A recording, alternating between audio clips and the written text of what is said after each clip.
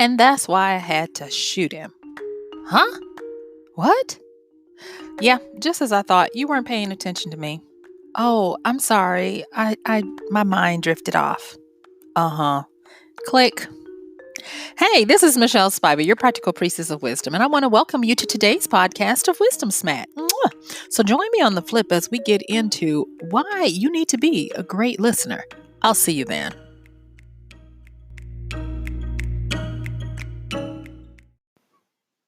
Listening skills. If you ask the average person, they would say that they are a good listener and that they are a good conversationalist. And yet, and still, we learn that a lot of people are not good listeners. And I wish that it was something that was easy to do because I used to take it for granted that, oh, yes, I am a great listener. It wasn't until I was forced to learn how to listen and how to understand what was going on in the conversation or even in the situation that I I found out, yeah, good listening, you don't take it for granted because it takes work and it's an ongoing process. Now the first thing I want to say is most people, if you're really engaged in the conversation or the topic, excuse me, guys, then you're going to get some inspirations when people are talking and you're going to want to interject and continue the conversation and make sure that you finish your point. And depending on who you're talking to, it might be a back and forth like that where you just interrupting each other before each other can finish talking. Or you could be that person who is blessed with the gift of self control when it comes to your thoughts, and you might be a little reticent about sharing. But that doesn't necessarily make you a great listener either. And so today, I want to just kind of give you some wisdom smacks that I've learned along the way, as well as some that I've observed and some that I've, continue to have to use as part of what I do for a living. And so let's get into it. All right. So the first thing I want to say is if you want to be a good listener, learn how to take a beat or a breath in between when someone is speaking. Okay. And the reason why I say that is going to give you an opportunity to reset yourself and actually preview what is trying to come up and out of your mouth. I mentioned this a little bit yesterday in yesterday's podcast, and I want to bring it up again today because it is going to cause you to gain so much favor and leverage with people if you just learn to embrace the breath and don't be afraid of silence. Now, studies have shown, and I'm probably going to get this number wrong because I'm trying to do it off the top of my head, but studies have shown that silence, I think it's up to between 4 and 6 seconds becomes awkward. And if you realize that you feel awkward when there's silence, don't. You got some leeway. You do. Taking a breath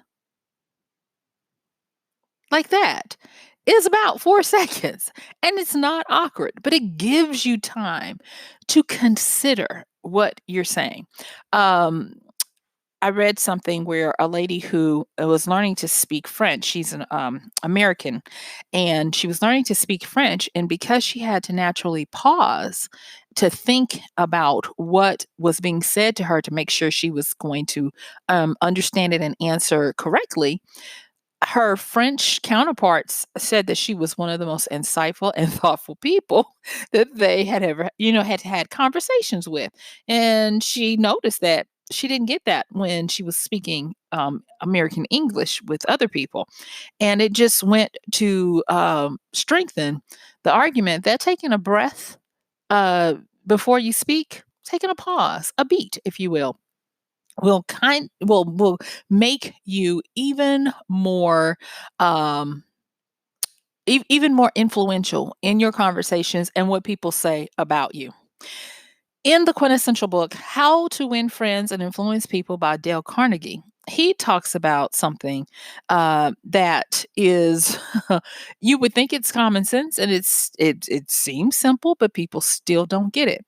And what he says is, when you give people the chance to talk, meaning you hold your tongue and you allow them to keep going, people begin to answer their own questions. And then in turn, you become perceived as a genius. Isn't that something?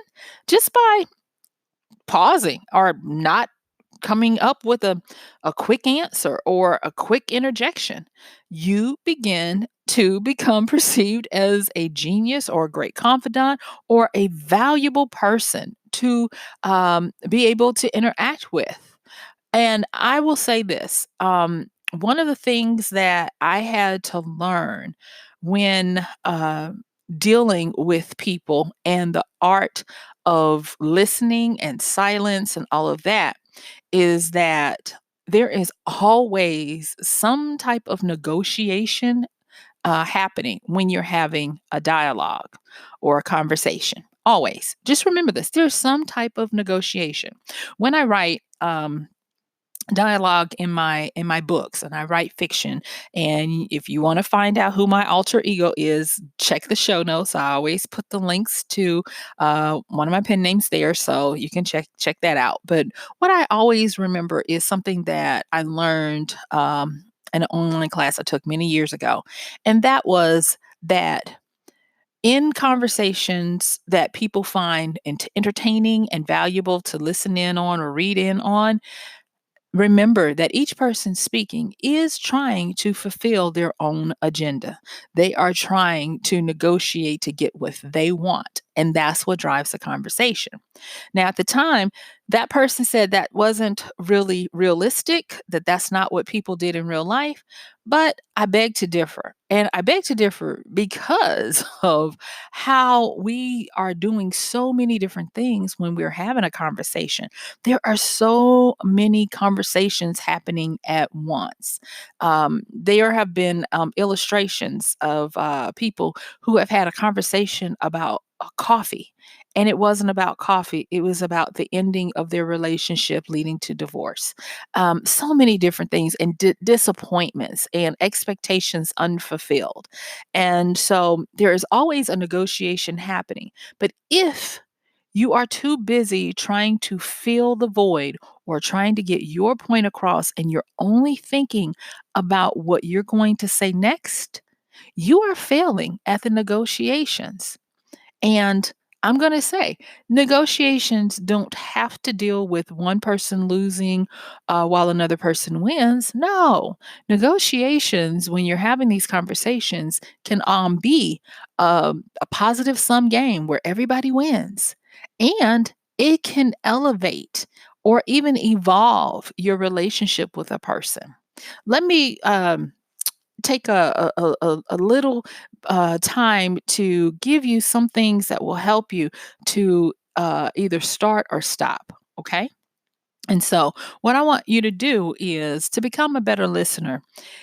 I want you to understand that when you want to be able to grow as a person, one of the most precious things you can ever do for another person is to listen with the intention of understanding them.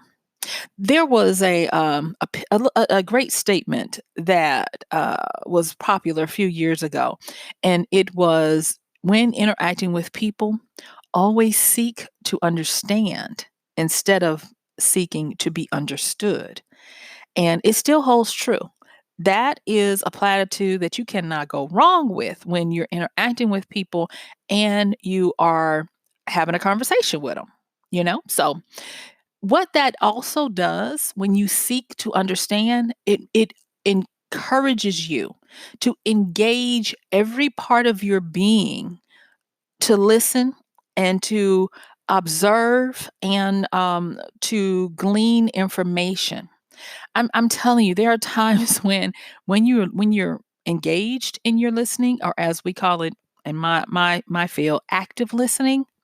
You can hear the subtle inflections of the voice, a flutter of a voice, a pause, a hesitation, a word choice that might gloss over if you're not able to do this type of thing of trying to really seek to understand where someone is coming from.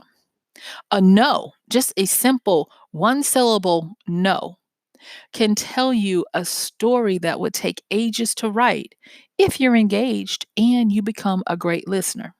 Now, if that's not enough, I'm going to tell you, not only being a great listener helps you to negotiate better and makes you a perceived genius by others.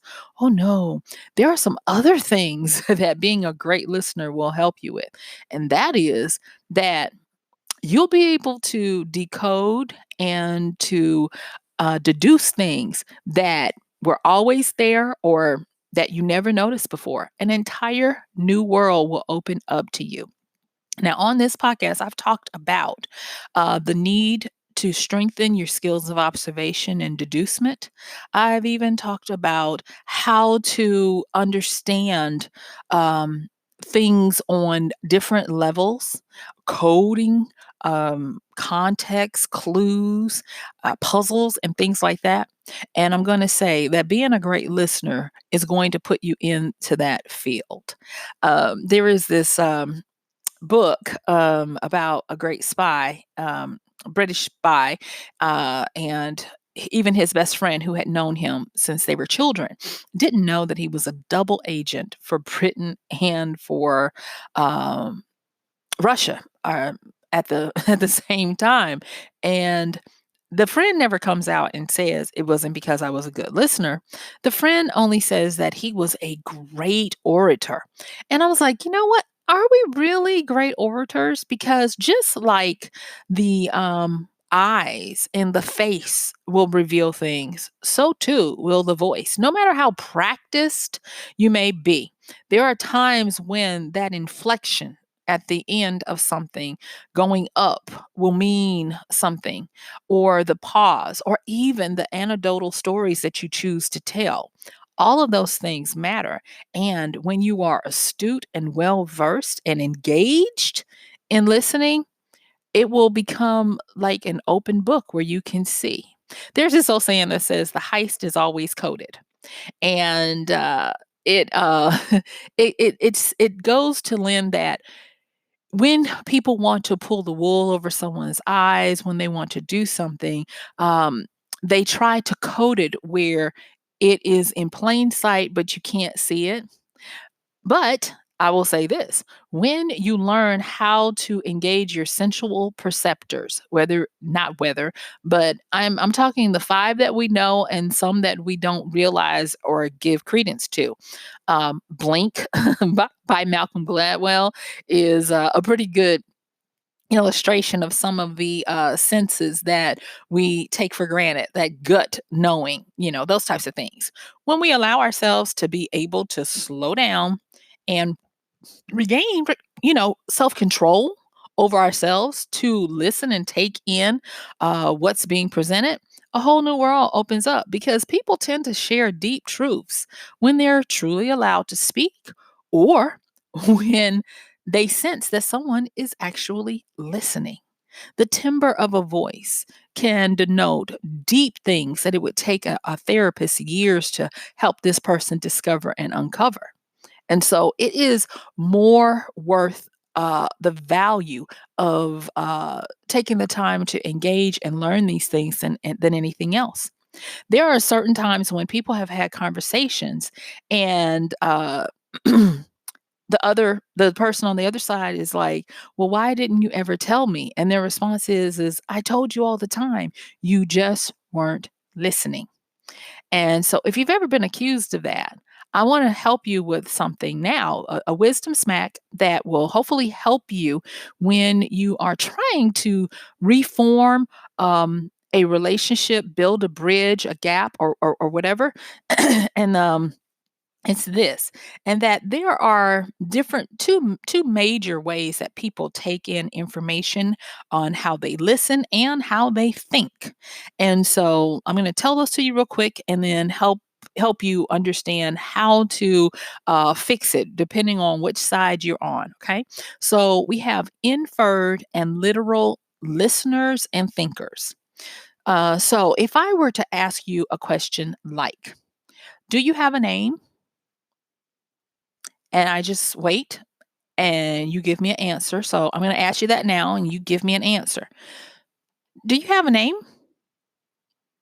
All right. So now, whatever you've answered will hopefully let you know how you are thinking at this particular time.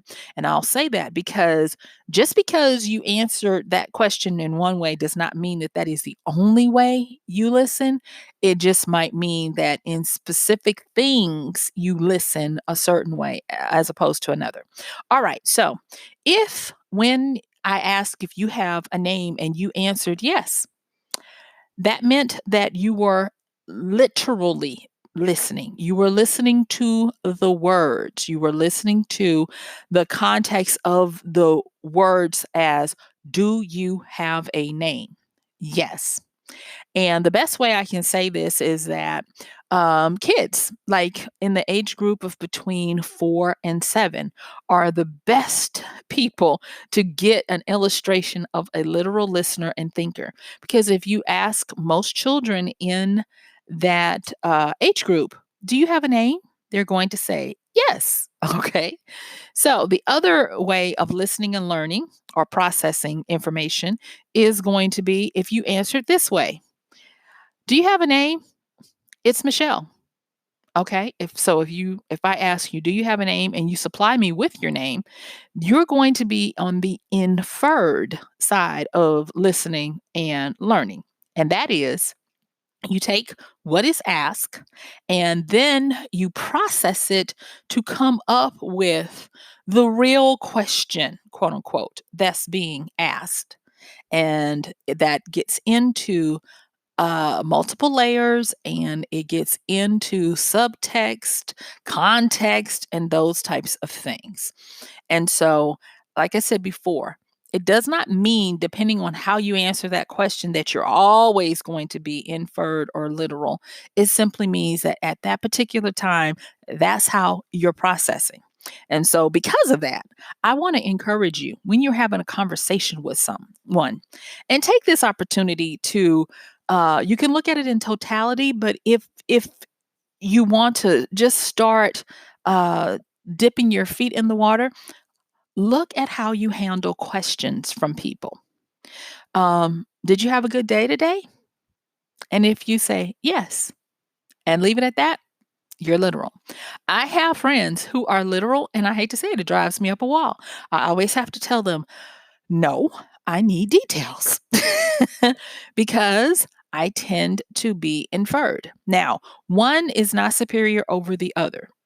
They both have their pros and cons. Trust me when I say this, because literal listeners and thinkers are going to answer the facts. They're going to be straightforward and they're going to be very logical.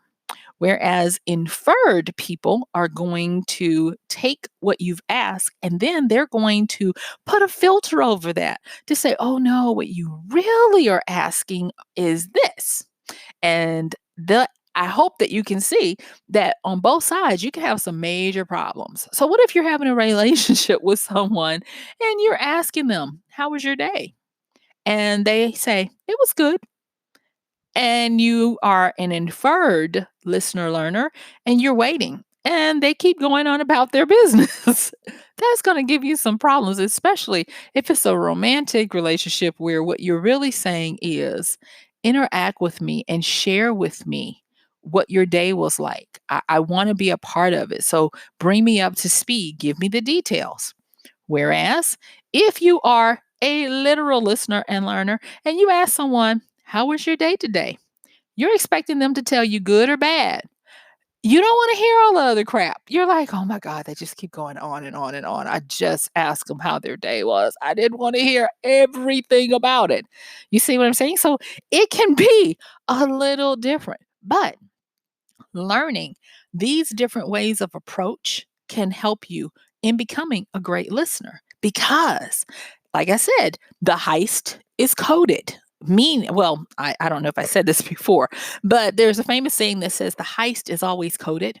And the heist meaning what someone is trying to get out of a relationship, in this context, out of a relationship, or trying to get over in a relationship. So here's a famous one. Men accuse women in their heterosexual interactions, relationships. Men say when they ask women, are you all right or are you okay? And if the woman replies, I'm fine, they're like, oh my gosh, I'm supposed to know what that means, but I don't know what that means. And so learning to be versatile, to be both sides is going to help. And when I say the heist is always coded, look and see the ways people interact with you and the word choices that they use. So, a literal learner is going to have matter of fact statements. They're going to get to the point. They're going to say what they mean, and they're going to pause for an answer. Whereas, and this is not categorical, you can have hybrids of the two. Okay. You can definitely jump back and forth. And actually, that is what is supposed to happen. So don't write me saying, Michelle, that's not true or whatever. Okay. You can write me and tell me, thank you. That you helped me learn something today and I'm this way or that way. I love those. But anyway, but if you're inferred, listener learner, you're going to be very verbose with how you speak. You're going to paint word canvases of color, and you're going to give explanations about what you mean. You'll even ask things like, do you understand? Am I making sense? Those types of things, because you're wanting to make sure that that person understands the different layers of what you are talking about. And those different layers include connection, and that what you're doing is telling someone things to connect with them on a deeper level. And so, a lot of times, the deeper levels will include closeness, intimacy, and connection, where you are telegraphing to someone your feelings for them, but the conversation may be about coffee. Okay. So be mindful of the type of person that you're talking to, how they take in information, and how they're taking in information for that particular conversation. If you are dealing with someone and you're wanting to, like I said, have this conversation, connection with them, and everything you ask them, fine, I'm okay. Whereas you might think that they're being very short with you and you take it as they don't like me today, or they're being nasty or rude with me today. It might be where they're not wanting to go that deep today. They might have other things on their mind today. And so being a great listener would be where you stop peppering with the questions, and just say, well, you know, is there anything you'd like to talk about today? And if they say no, then fine. But if they do, then let them talk. And then you will start to get a better understanding, because sometimes people just need to warm up. They've had a bad day. You've hit them at the wrong time, or whatever. But what I'm saying is learning the difference of inferred and literal listening and learning is going to help you become a great listener. So in the last few minutes that we have together, I want to talk to you about some things with regards to listening for your advantage. Okay. So when you're having a conversation with someone, remember I said that conversations are usually negotiations of people trying to get what they want to accomplish out of it. For some people, the negotiation that's going on is simply I want to spend time with you, and I'm going to do that by just talking about trivial, frivolous things. For another person, it might be I'm trying to find out information about you because I want to know if I can trust you. Another one might be I want to have a conversation with you because I want to know how useful or valuable you're going to be to me, and if I should waste my time being quote unquote chummy with you or not. So different people have different things. And every time you have a conversation with someone, even if you're just shooting the breeze and chit chatting. It is still a negotiation. Okay. So, the first thing I want you to do for your advantage, in this listening, I want you to listen for the context, the metaphors chosen, and the anecdotes told. See, the context is going to be, who is really saying this? Is this something that this person believes? Remember, yesterday I talked about having a stable opinion or a solid opinion. Is this something the person believes? Is this their opinion? Are they regurgitating something they've heard? Are they speaking something that has come to them and they are part of the sheep regurgitating a message? Is this, when we talk about context, is this an original thought? Is this a regurgitated thought? Is this something that is on a surface level, or is it a heist? Many different things going on at the same time to get something out of you. So consider the context in which it is being spoken, and exactly what are you talking about. There are many conversations that happen where people are talking about two different things and they're having a complete conversation. Going back again to the conversation about the couple having coffee or talking about coffee, but they were really talking about the ending of their relationship. Okay. The next thing is, like I said before, the metaphor is used. The way people use metaphors is also contextual. And when I talk about context in this regard, I'm talking about the proximity. What is the thing closest to it? What is this in regards to? What is the topic or the subject propelling their metaphors? If you're talking to someone and every metaphor they use is about cars, then they are relatively close to or have an admiration for cars. And if you're wanting to get to know them, then they're telling you how to get to know them. If someone uses metaphors that are varied and they don't stick to one topic, you're looking at someone who is well versed in social interaction and they like to have a kaleidoscope of events and topics. They're usually going to be well read. And it goes on and on and on. And then the next one is, what anecdotes do they tell you? Do they tell you personal stories of their life, or do they tell you stories of other people's lives? A lot of times when you have people who are able to have a mix of personal as well as stories of others, they tend to actually be good conversationalists and they pay attention. And I am not saying that this is categorical, meaning that all the time, but if you have someone that on the, anecdotal stories they tell you are stories of themselves, you might be dealing with a narcissist. Not don't go calling people that, but it'll ring true, you'll know. And likewise, if you hear people who the only anecdotal stories they tell you are of others, you might be dealing with a gossip, So bear that in mind. The next thing is when you become a great listener, it's not that you're always quiet, it's that you give yourself that wonderful breath to take a beat to engage your sensual perceptors and your observation skills so that you can take in the jewels that their body language gives you. If you're able to see them or be in proximity of them, you'll be able to pick up things like deflection when they're trying to deflect to get off of a subject, hesitation and stuttering, or even voice pattern padding, like the ums and the this and the that. I talk to a lot of people and they'll say something and I'm being quiet and I'm engaged in my listening, and they'll pause and then they'll say, and then they'll pause again and then they'll say something else. And that gives me a wealth of knowledge because I understand that the way they are mentally processing what they want to say is that it takes them time to socially engage with people. It's not free flowing. And thus, I'm able to mirror if I need to.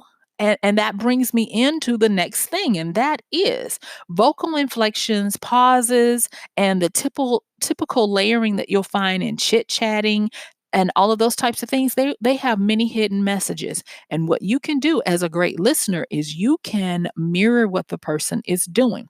If they talk slow and measured, you can do the same. If they talk a little bit more, a little faster, and they are very deliberate with their words and they use a lot of actions like I did, she said, and those types of things, it's going to give you a lot of information as well. And thus, when you take this time to do these things, you become perceived as a great influencer, a lovely person to have around, and people will let down their guards and they will start to share more intimate things on a deeper level with you, and you will be a great confidant. So, guess what, you guys? Yep, my time is up. I thank you for yours. This has been MichelleSpiva, your practical priestess of wisdom, with another podcast of Wisdom Smack. Mwah. I hope you go out there and you practice these things to become a great listener. If nothing else, take a beat and take a breath before you respond and think about what you're going to say. And as usual, don't forget to check the show notes and don't forget to use our Amazon link at michellespiva.com/AMZ whenever you do any of your Amazon shopping. Thanks, and I'll see you tomorrow.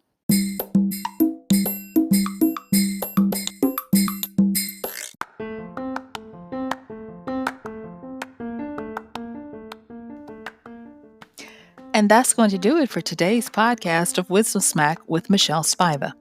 If you like this podcast, please help us get the word out. Like, comment, subscribe, and even share. And if you really like it, please help us continue to get the word out by considering using this show's link for Amazon. So when you want to go to Amazon and you do all of your general shopping, please use michellespivacom/AMZ. It's simple as that. It doesn't cost you anything extra, and this show might receive a little bit of commission that will go towards helping to further get these episodes out to you and to others. So thank you so much for listening. This has been MichelleSpiva with Wisdom Smack. Bye.